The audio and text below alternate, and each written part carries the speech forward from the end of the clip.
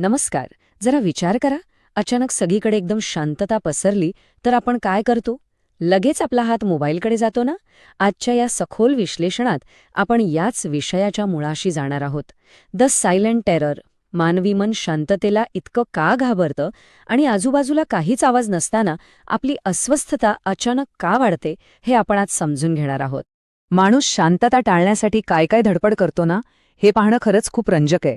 म्हणजे बघा, बसची वाट पाहत असताना, चालताना, जेवताना आणि अगदी झोपतानाही आपल्याला काही ना काही लागतंच. आपण आपले हे प्रत्येक शांत क्षण पॉडकास्ट, गाणी किंवा नुसतंच मोबाईलवर रील्स स्क्रोल करून भरून काढतो. पण विचार करण्यासारखी गोष्ट ही आहे की जेव्हा हा सगळा बाहेरचा गोंधळ अचानक थांबतो, तेव्हा नेमकं काय होतं? हा खरोखरच एक रहस्यमय अनुभव आहे. तर आपल्या विश्लेषणाचा पहिला टप्पा आहे एस्केपिंग द सायलेंट माइंड, म्हणजेच एका शांत खोलीत जाणवणारी ती अस्वस्थता. आता मुंबईसारख्या गजबजलेल्या शहराचं उदाहरण घेऊया. तिथे सतत कसला ना कसला आवाज सुरूच असतो, एक प्रकारचं सेन्सरी ओव्हरलोड. पण सायकोलॉजिकल स्टिलनेस म्हणजेच मानसिक शांतता ही याहून पूर्णपणे वेगळी स्थिती आहे. हे एका मोठ्या हिमनगासारखं म्हणजे आईसबर्गसारखं आहे. जेव्हा बाहेरचा आवाज आणि उत्तेजना थांबतात तेव्हा आपण आपल्या स्वतःच्या आतल्या विचारांसोबत एकदम एकटे पडतो. खरे तर हे बाह्य अडथळे जसे की मोबाईल किंवा टीव्ही हे एका ढालीसारखं काम करत असतात. आणि जेव्हा ही ढाल गळून पडते ना, तेव्हा आपली आतली लपलेली चिंता, पश्चाताप आणि एकटेपणा अचानक उफाळून वर येतो. न सुटलेल्या भावनांचा हा अचानक होणारा स्फोट नक्कीच खूप अस्वस्थ करणारा असतो. इथूनच आपण वळतोय दुसऱ्या टप्प्याकडे, चूजिंग पेन ओव्हर स्टिलनेस. स्वतःच्याच विचारांपासून पळ काढण्याची मानवी प्रवृत्ती किती भयंकर असू शकते हे आपण आता पाहणार आहोत. एका अत्यंत प्रसिद्ध आणि धक्कादायक मानसशास्त्रीय प्रयोगाबद्दल सांगतो. या प्रयोगात दोन गोष्टींची तुलना केली गेली.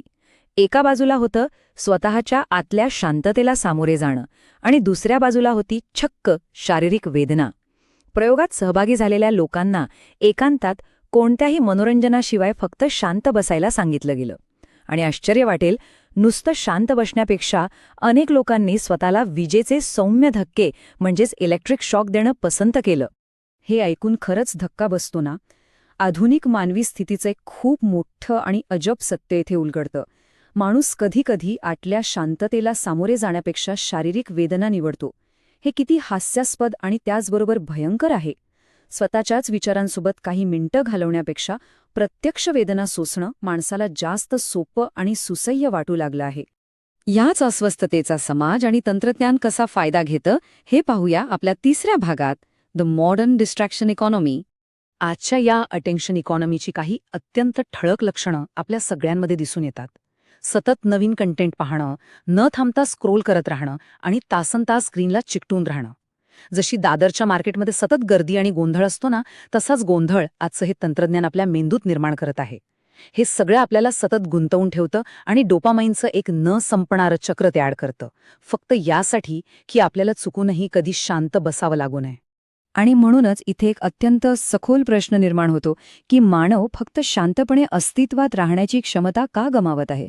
आठवून बघा, लहानपणी आपण नुसतंच निसर्गाकडे पाहत, पाऊस बघत किती सहज शांत बसायचो. पण आता ह्या डिजिटल अतिउत्तेजनेमुळे ती साधी शांत बसण्याची क्षमता आणि तो निरागसपणा आपण कुठेतरी पूर्णपणे हरवून बसलो आहोत, असं नाही वाटत?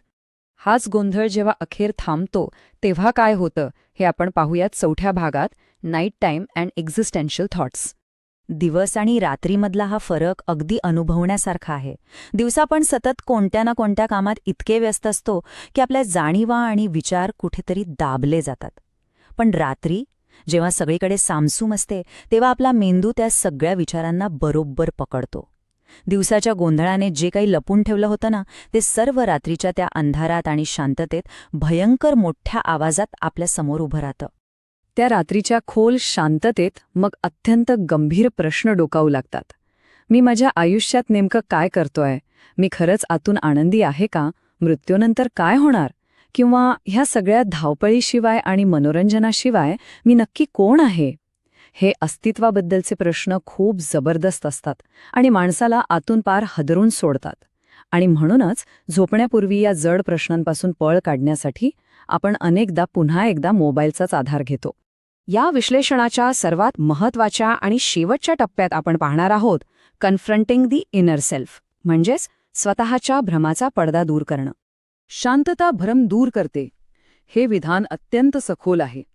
विचार करा, जेव्हा कोणताच अडथळा नसतो, जगाला दाखवण्यासाठी कोणताही देखावा नसतो आणि पळून जाण्यासाठी कोणताही मार्ग नसतो, तेव्हा तिथे उरते ती फक्त आणि फक्त निव्वळ जाणीव.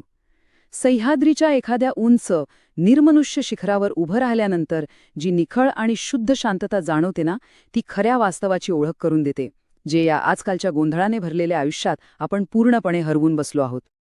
या संपूर्ण सखोल विश्लेषणाचा मुख्य गाभा हाच आहे की लोक शारीरिकदृष्ट्या एकटे राहायला अजिबात घाबरत नाहीत, ते स्वतःसोबत एकटे राहायला घाबरतात.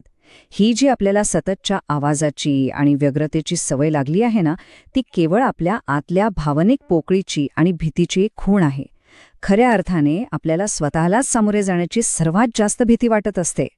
त्यामुळे इथून पुढे जेव्हाही आपला हात नकळतपणे मोबाईलकडे, लॅपटॉपकडे किंवा टीव्हीच्या रिमोटकडे जाईल, तेव्हा स्वतःला एक प्रश्न नक्की विचारा.